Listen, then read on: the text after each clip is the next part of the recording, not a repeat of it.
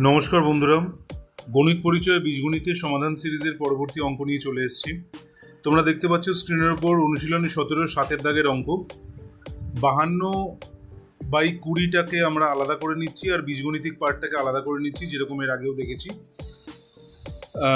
ওপরের পাওয়ারের থেকে নিচের পাওয়ারগুলো মাইনাস যায়, আর সেই মাইনাস গিয়ে যদি বিয়োগফলটা পাওয়ারের বিয়োগফলটা যদি মাইনাস হয় বা ঋণাত্মক হয়, তাহলে সেটা দাগের তলায় চলে যায়, হরের সাথে চলে যায়। এটা আমরা এর আগের অঙ্কেও দেখেছি। তো এই অঙ্কে একইভাবে আমরা উপরের পাওয়ার থেকে নিচের পাওয়ার সাজিয়ে নিলাম। আর 52 আর 20 দুটোই 4 দিয়ে কাটা গেল। 52 কেটে 13 আর 20 কেটে 5 পাওয়া গেল।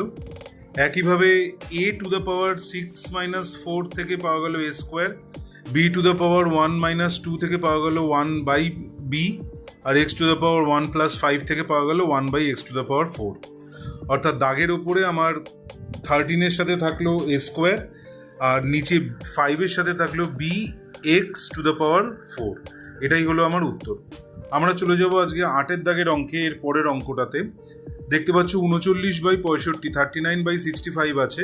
যেই দুটো যদি গসাগু করো বা HCF করো তাহলে বেরোবে 13 বা 13। অর্থাৎ 13 দিয়ে 39 আর 65 দুটো সংখ্যা কাটা যাবে। একইভাবে এখানে ওপরের পাওয়ার থেকে নিচের পাওয়ারগুলো মাইনাস যাচ্ছে, এক্স এর ওপরের পাওয়ার থেকে নিচের পাওয়ার, ওয়াই এরও ওপরের পাওয়ার থেকে নিচের পাওয়ার, আর একইভাবে জেড এর ওপরের পাওয়ার থেকে নিচের পাওয়ার মাইনাস যাচ্ছে। তো 13 দিয়ে 39 কেটে 3 আর 65 কেটে 5, 3/5 হলো। এদিকে এক্স এর পাওয়ার হলো স্কোয়ার, এক্স এর স্কোয়ার, ওয়াই এর পাওয়ার হলো -1, আর জেড এর পাওয়ার হলো -4। অর্থাৎ ওয়াই আর জেড এই দুটোই দাগের তলায় যাবে।